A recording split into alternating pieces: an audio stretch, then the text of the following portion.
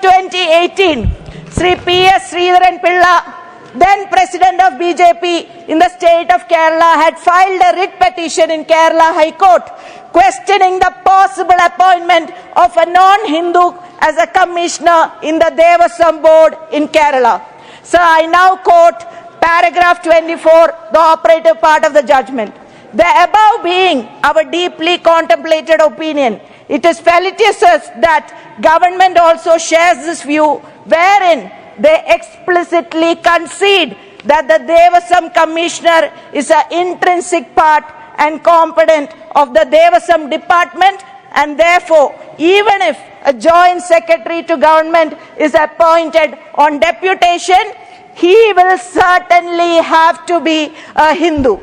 Therefore, it does not require any further explanation that such an officer will have to be a Hindu by religion. Sir, I want to ask this government, how can BJP stand for having only Hindus to be part of Devasam board while legislating a Waqf bill which permits non-Muslims to be part of Waqf board?